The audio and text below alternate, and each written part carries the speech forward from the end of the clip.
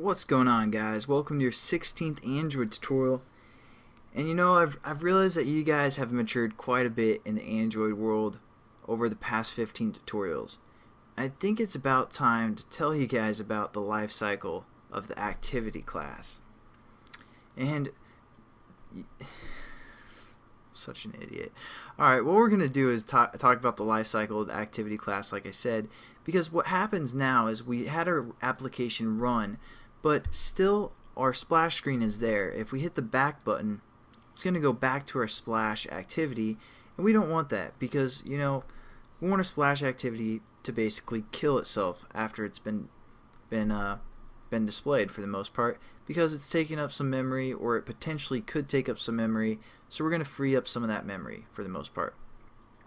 And that brings us to the life cycle of an activity. Now, I looked up the Android developer page. This is a great resource for you guys to use. Just search activity and it'll go to the life cycle of the activity. That's where you guys can find this. I'm just going to talk through kind of the life cycle and which methods are important for the most part. So here's what happens. An activity starts. Our splash screen, for example, starts. Then it calls this onCreate method. That's where we set up our thread and we set up our layout, our set content view. We set up some of all of those type of variables. And then it also calls the onStart method after it calls the onCreate method. Then it calls the onResume method. Then our activity actually starts running. That's when the user can touch the buttons that we have set up and interact with our activity.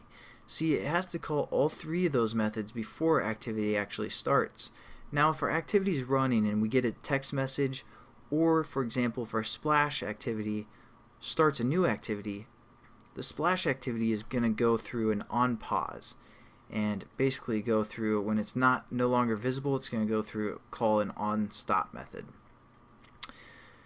Or yeah, so basically the most important one is the onPause, but if our activity gets shut down, it's going to call the onPause, onStop, and onDestroy.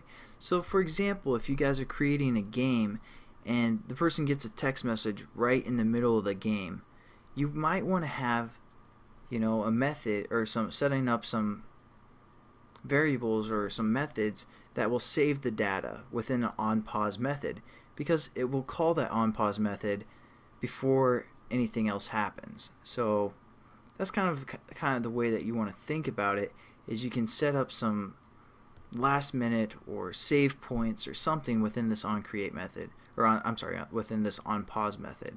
And then once our activity gets started back up, it's going to go through this onResume method again before it starts running. So the only method that from our activity class that we are familiar with is this onCreate method.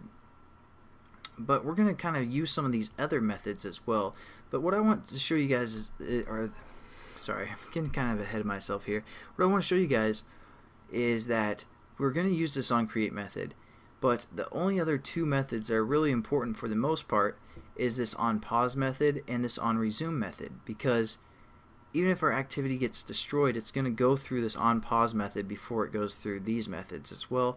So we might as well set up everything within this onPause method and we won't have to worry about these.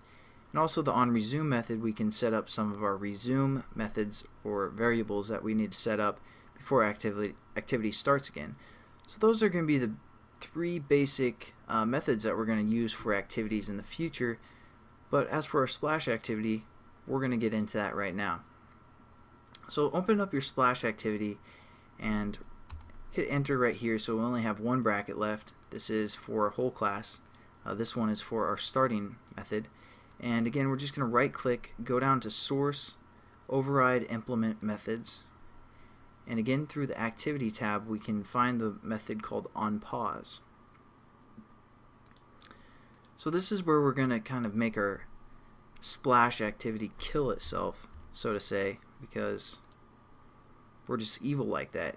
So the way we can do that is hit finish. It's just a simple method, and it's basically going to finish the splash activity, get rid of it, and it's going to be gone forever for the most part until our user starts up our activity or our application again.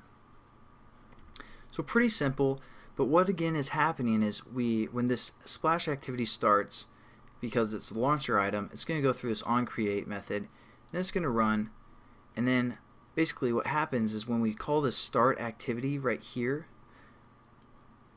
the splash activity is going to call this onPause method because it's going behind the starting point activity that's being created.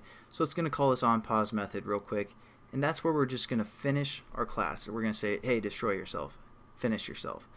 And hopefully that made sense and you guys kind of get the structure of how the life cycle works for the most part, and kind of what these methods mean, because I haven't really explained what the onCreate method is for the most part.